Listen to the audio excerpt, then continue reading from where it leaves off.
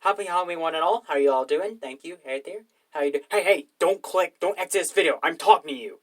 Yes, you probably don't remember me, but I'm the old, before Kale's Tales comes back, I was the old profile pic. Just wanted to thank you all for watching, and I hope you enjoyed the new area. Well, thank you all for your time. I'm gonna go bother Norman Bates in hell. Hell's the world, everyone goes there. Thank you very much. Thank you. Yeah, I mean, excuse that last guy. He could be needy when he needs to. Anyway, welcome one all back to Kale's Tales. I'm back. Promise I would be. Before we get into it, as you no doubt noticed, my new area. I started a few new recognizable paintings hung up. Even got ready for Halloween time for special occasion. Well, to skip all, we're here just last Friday, October the 4th, the new episode 3 of the Amazing Digital Circus had came back, and it does count as a Halloween special, particularly for its amazing, the dark and spooky elements, with such packed full of really great jokes. By the time we're recording, it's been about a week since the video aired, and by now it should be up to 29 million views, which is pretty well done, pretty good, yes. And furthermore, it was a weird day when that same day aired. It got released on YouTube. Like, my family and I just moved into the new house, and we didn't have Wi-Fi for about 3 or 4 days, so it was a little bit it wasn't easy trying to get Wi-Fi, but luckily let's absolutely watch it like everyone else, and I hear everyone say it's now their favorite. Episode 3 is now their favorite. Till someone else comes along. I really don't have a favorite. I love all 3 equally. I can say is that when it comes to animation, when it comes to ridiculously, scary and terrifying imagery, it is unforgettable. And there is a bit more character growth, particularly in both Subal and Kinger. This episode makes the fans love these two even more, and it's absolutely thrilled to review this. So we'll get right into it right away. So I guess they picked off where they left off in episode 2, with Palm and the gang, and they're trying to test out Palmy's breathing, how long she can hold her breath, since none of them can't really die, but can still get physically and mentally hurt, just testing out her cartoon body.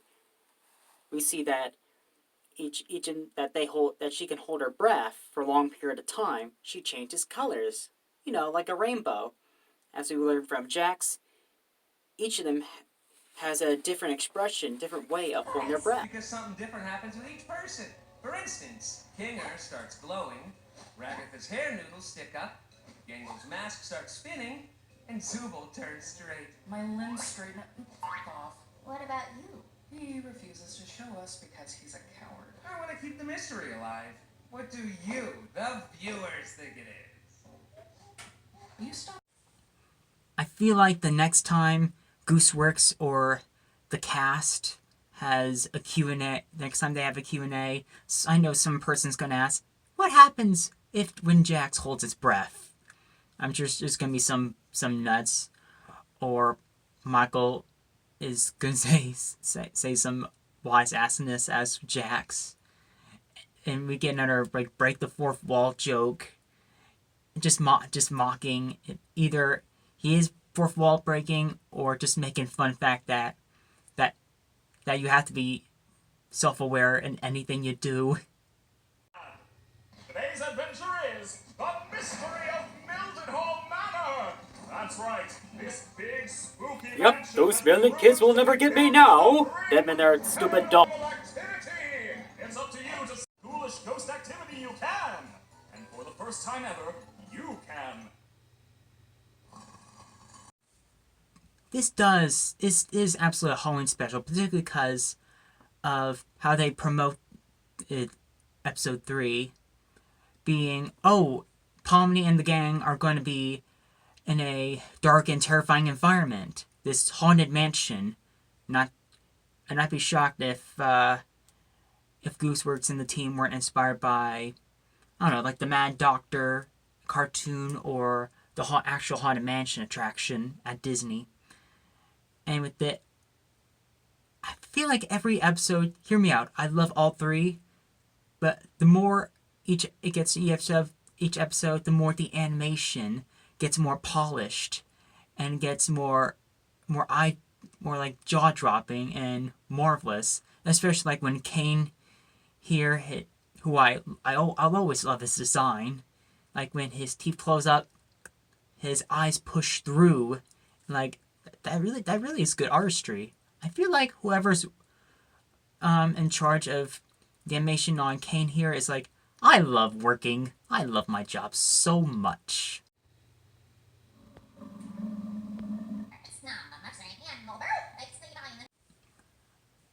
Two things to note. He's absolutely, I guess, frustrated or having mixed emotions that Supple once again isn't going on an adventure. And I love that the team that exactly dropped this on, like, why exactly won't Supple doesn't go on any adventures that we'll touch to. Second, with Bubble, I know some YouTuber, some person, I think they did translate the reverse of what Bible's dialogue is that you can possibly look up on your own. Like, I can't wait for children. I'm just going to paraphrase it. I can't wait for the children to get terrified by monsters. Or something like that. When it comes to any sort of animation, whether it's in dialogue or in the background, is Easter eggs. The secret detail that most fans can spot. Where it's Adventure Time, Steady Universe, Gravity Falls, any sort that is your favorite. In Digital Circus here, I wonder, first off, who the hell is Peggy? Is that a member of Gooseworks that passed away, maybe? Or it's a pet or something?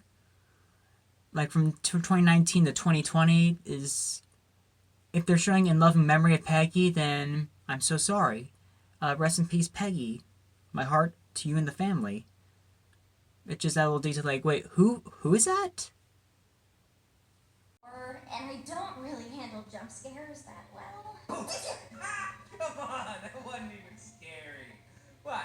Scared of the vacuum cleaner too? Hey, be nicer. She's had a rough couple of days. Yeah, what do you mean? Oh yeah, I borrowed this guy. I borrowed it from this guy with green overalls here. He's I think his name's Luigi. Yeah, pretty nice guy. Yeah, I'm just gonna borrow this, maybe.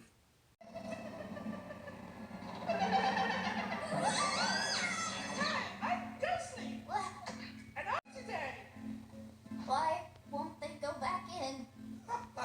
I remember my first wild take. I don't know why they're not retracting, though. That didn't happen for me. Whenever you see any, like, Scooby-Doo or Looney Tunes or any of your favorite animation, they always have the eye take of when they see a ghost or some creature, monster, their eyes, like, bulge and pop out of their eye. I guess they go back in, I guess. With Google's over here, I feel like the team turns it over on its head and really point out how bizarre that old cartoon cliche can be. Like, why won't they? It comes out of your eye sockets and it's really hard to put back in. And even Kinger apparently had, despite that he doesn't really have sockets, they just like float on his head. And point out like, oh, that didn't happen with me. Like, my eyes went back in. Anyway, with the team, this little ghost dude probably, I mean, from Luigi's Haunted Mansion, they, let's see, go, all right, one door is for all ages, and the other is rated R for mature Supples only, which I guess implies that Supple was meant to come on this adventure. I guess would someday. I wonder if it'd be like if Supple went on adventure. Maybe she will someday. Who knows? It's up to you to decide. Jax! What? I thought we were supposed to capture all the ghosts. And here's and here's Jax again, being insufferable dick. And one of the things I love about him is that whenever they're just problematic, but yet you can't help but love him, there's always like a love-hate side with everything and anyone, really. And he gets so much. I feel like he gets so much worse in this in each episode, and here's proof of it too. Let's try this out. Don't worry, Gangle, I'll get it for you.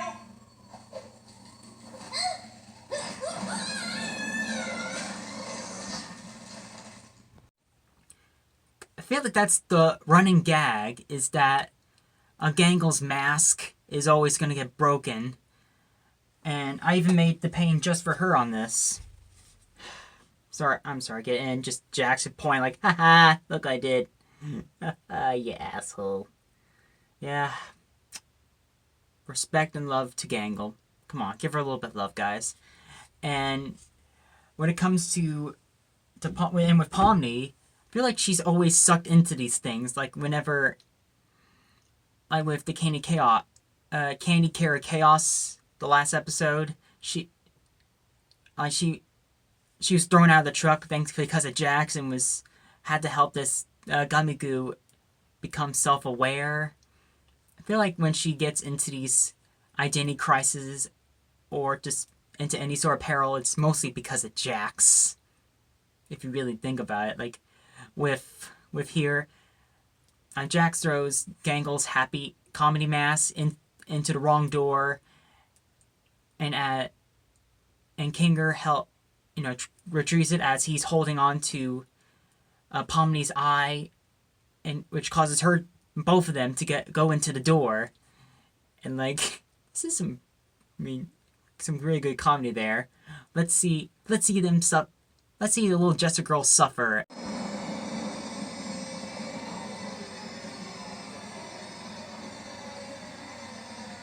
Oh, that's...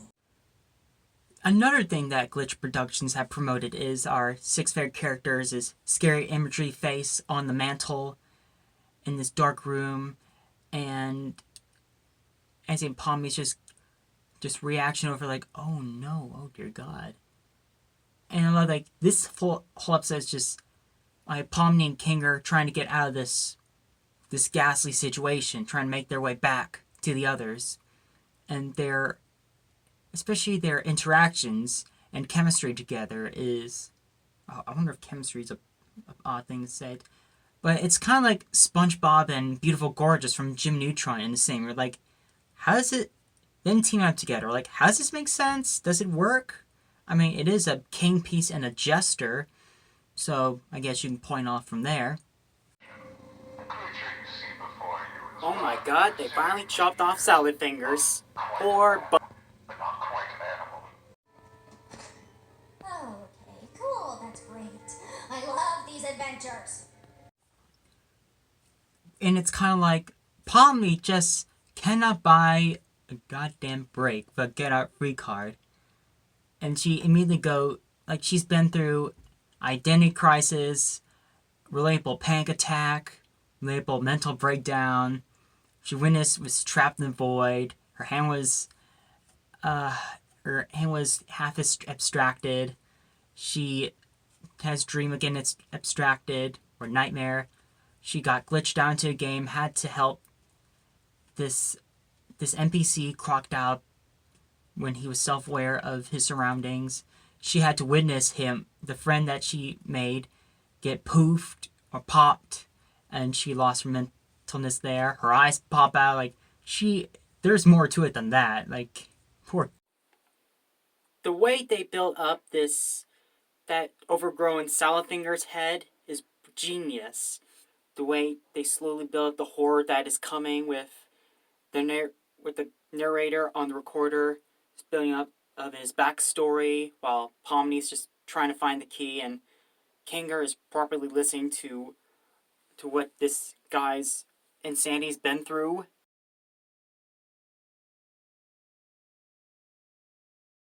That's my eye. Yes, but which eye? I really don't think that matters. You stop touching my eye. Oh, yeah, sorry. What remembered a really funny joke. The third episode in, and we hardly ever see Pomni and Kinger. I guess no one ever expected these two to really interact off of one another, like Abbott and Costello, or like Chris Farley and David Spade, and I don't know, they make a pretty good, play hilarious, great team together. You know, just insane nut job to this little Jessica girl with anxiety, just riffing off each other like Pinky in the Brain. And even with furthermore, I love another cartoon cliche is when it's dark and their eyeballs show, because what I love about the eyes that they're most expressive part of the body. In reality, the one body part that never ages, that does not age a bit, is the eyes. You can be 80 and you still have the eyes of a 5-year-old child. And with cartoon eyes, especially with Pomni's, it comes back later on, is when you have a close-up of her pinwheel pupils, they're getting more expressive, and that's one of my favorite animations on here, alongside the kami between those two. It's probably just maggots. Or A bug? or whatever the case. I think we should be completely quiet. Okay, yeah, I agree. You know, you're really hit and miss with these things sometimes. Mom!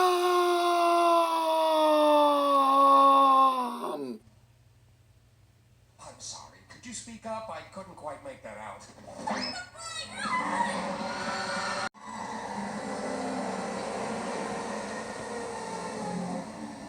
You look beautiful, honey.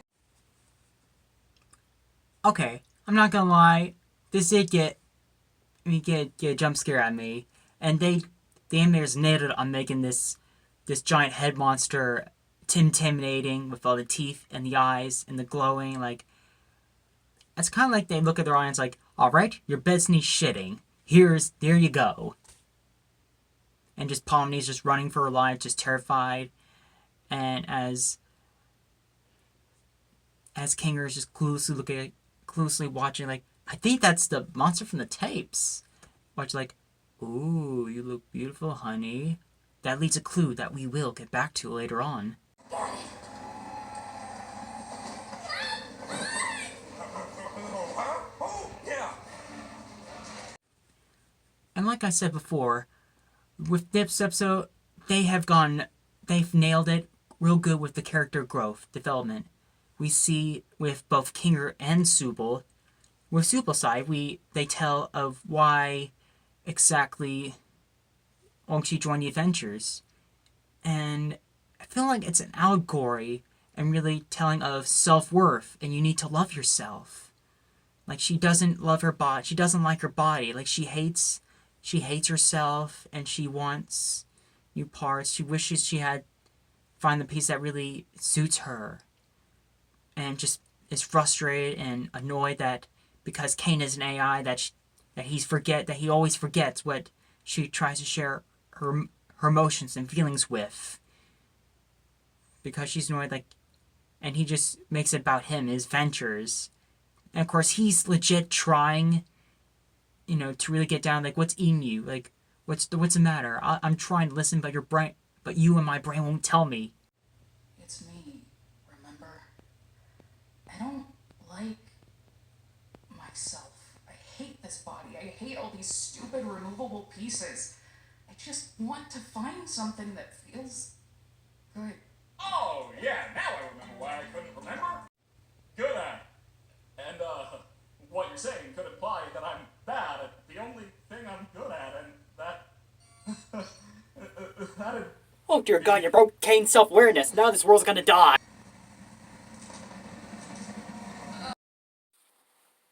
And so, Pomni and Kinger escape the beast, make their way into the cellar. And the way they can protect themselves is the shotgun on the corpse's lap.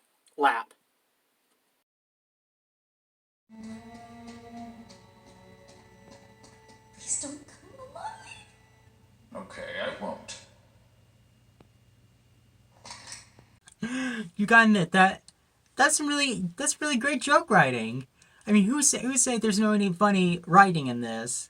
Is that she like, please don't come alive, please don't come alive, and Zom goes, okay, I won't. And like that's, I mean, this is a pretty both funny, dark. I mean, both funny and very dark episode. You gotta give him props for that too, you know. Looks like we've got 2 shots. Let's make them count. Yeah. Stay behind me.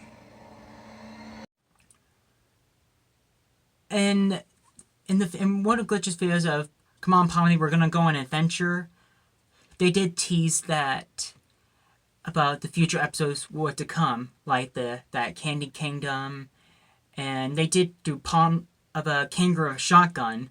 I thought that they were just full of crap, but they were telling the truth. Like, oh, Kangaroo actually does have a shotgun, but most of the fans and audience, I mean, begin to point out like this, like Kangaroo's is oddly controlled, really acting much more differently in this. Like he's now suddenly more straight and aware, and just protecting Pomni from whatever scary things about to happen. It's about to get to real.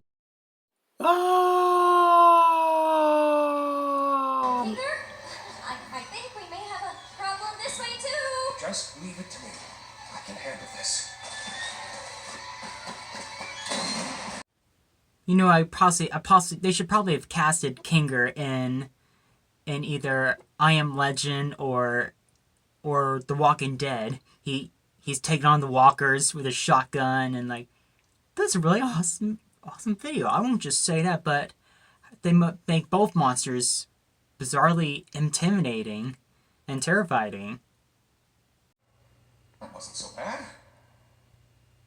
Which is what I would be saying if I didn't know that the creature was actually one of God's angels. Hell of a twist is that this giant floating head with scary ass teeth and this headless corpse. Apparently, they're both God's angels, as of course said. And this 1 second shot of Kim going, "What?" It just nails home like, what a twist. This isn't even an M. Night Shyamalan movie, and it's already it's already a weird twist. Apparently, God's angels are as ugly as sin. You know, watching this, you know, even Becky Sloan and Joe Pellinger watches like, you guys are goddamn bonkers. How would he record this if he was in hell? I hope you're ready, because the next breath you take down there will be your last. Meanwhile, Rakatha, Jax, and Gangle had took the easy door and is talking with the widow wife. If your friends see him, I only hope he doesn't bore. With this here, I'm sure the fans' reaction for this were a round of applause, especially the Jax haters here. And it's like, well, I mean, one applies that either what he just did, throwing Gangle's mask in there, leading Kinger and Pomni to their doom, is the reason why he's tied up, or after that, he did something really bad, really super mean that they had no choice but to just tie him up. And so, I feel like it's a love letter to those who hate Jax, like, yeah, screw Jax! Well, in my opinion, there are more insufferable. If I had to choose between Jax and insufferable characters like these, Jax and I would team up and waterboard all of them. Like, what do you say, Jax? You take these guys, I'll take this. Hey, Jax, you want to murder? You ready to drown some kids? Come on, let's go. Let's drown some kids. We are literally in hell right now. Hell! Of course I'd be in hell. How could I not be in literal hell right now? Just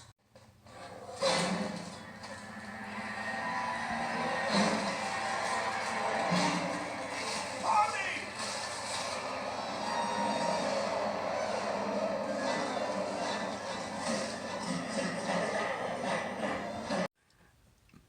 with thumbnails and fan art, I am definitely gonna see more and more of a possessed Pomni fan art. And like, again, she cannot catch a damn break, but get a free card. Like, poor kid. Like, she is physically, emotionally going through hell.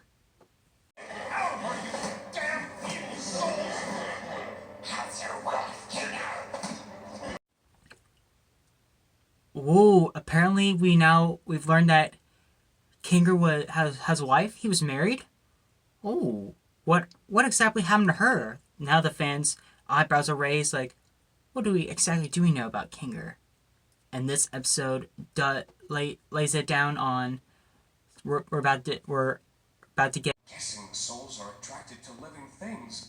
Just want a vessel to be able to leave with. Man. 7 years of computer science for this, huh? Wait. What did you just say? 7 years of computer.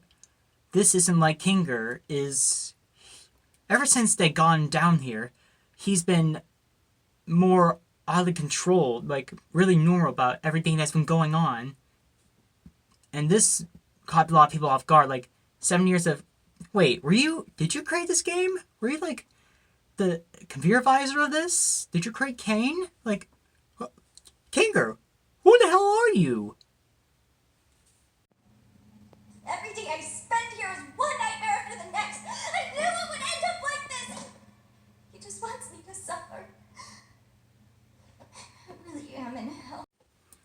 Now this is the scene that made everyone fall in love with Kinger even more, where it gets legit good, and it explains why exactly he's not as crazy as usual. But I love this layout here. Furthermore, with him and Pawnee, with him calming down Pomni as he's like the father figure, the grandfather figure, calming down his daughter or granddaughter after she scraped her knee, or a classmate made fun of her in school. It was my fault we went down this path, wasn't it? I'm really sorry for that. Why have you been acting so different lately? I have, haven't I? I'm normally not too good with memories. But being surrounded by darkness always brings me back to a certain time. Right after my wife had abstracted. I don't recall the exact string of events, but we both ended up in the fort together. And it was dark. The darkness seemed to calm her down a bit. The harsh, jagged edges smoothed out, and she didn't seem aggravated anymore. She wasn't the same as before, but she was calm enough to touch one last time before she got sent to the creative, really into entomology. I used to hate bugs, but she somehow got me to like them. It's not the most cheerful memory, but it's one I at least have control over. What they do with Kinger here is beautifully ingenious. It goes like, holy God, this is brilliant. We do see the clues around here. We see most episodes that fans point out like, oh, Kinger had a wife. Apparently she was abstracted. And with him in his tiny little Pelafort here, what we learn is that he stays in there to keep his sanity up. But we learn that when he's in the dark, he remembers things. He becomes a bit normal. Like we go back to that scene where, back in episode 2, where he and Rackler are talking. Has a bucket on his head, which is he's in the dark, and he says this dialogue to Ragatha when she feels like Pomni doesn't really like her. It's a lot for anybody to go through. Don't take it too personally. I remember how long it took for you to adjust. Oh, yeah. I'm surprised you remember that. Remember what? And we go back to the scene where Kinger, his eyes bulge out watching the creature, and he says, "You look beautiful, honey." The small eye-like lights in the darkness of the creature's mouth probably reminded Kinger of his abstracted wife. perhaps, back in the fort.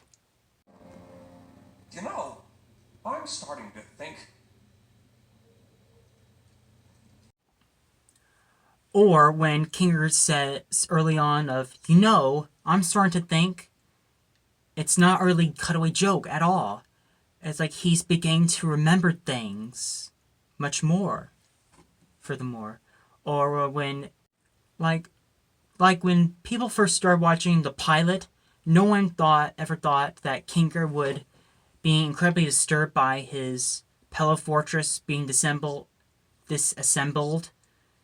But now that the darkness has a calm and same effort on his mind, and it makes so much sense. Like, he's surprised, confused, angry, insane, because when his darkness is taken away, so is his sanity. But it's not. Not if you have people who care about you. Good memories can do a lot. Hold on to them. And cherish the people around you. You never know when they'll be gone. In this world, the worst thing you can do is make someone think they're not wanted or loved.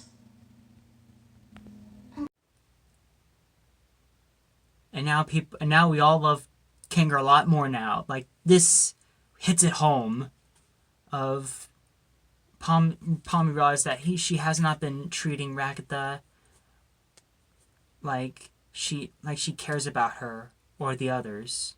In that it's temples like this that really builds up her character development, character growth. And I really love Palmy and Kinger's relationship so much in this episode.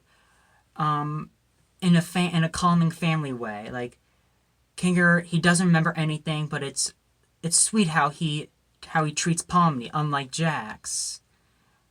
Like, as if he were like the father, and like the father to his little daughter, which is sweet. It's not just Ragatha that treats Palmy with care, but also Kinger and the others.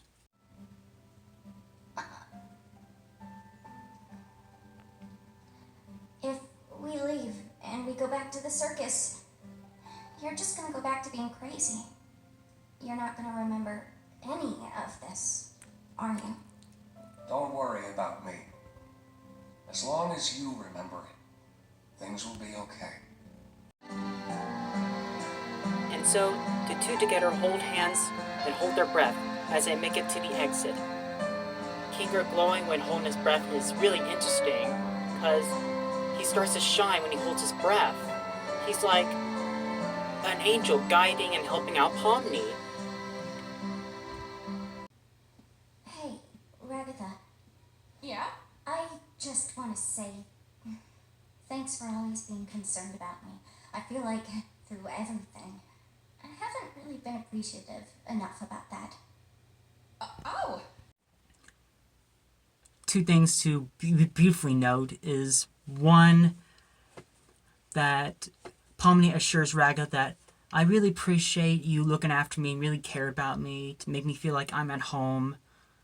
I'm sorry that I haven't been treating you with any respect lately and make you feel like you don't matter. You do. Whenever there's another great polished shot of Pomni's eye pupils, her face expressions, and how they move, and it's like eye candy. Like, this is a brilliant episode. I'm not just gonna say that. Did you remember to get my comedy mask? Can't anybody give Zubo more love at all? Both she and Vixen, her voice actor, both. Because I know recently that Vixen did a reading mean-spirited comments as Gangle, and like, I feel like with Gangle, she's like the Piglet of this whole show. Like, shy, timid, really innocent, and just cannot stick up or stand up for herself at all. Like, poor. What was it like being stuck with a nutcase? It wasn't that bad, actually.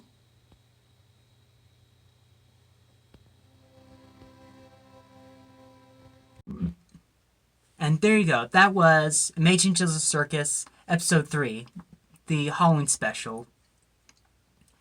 I there's so much to gush over. Ever since the video came out, I would see a few handful of brilliant analyzing and reviews of this one. People saying it's their favorite one, how it's unforgettable.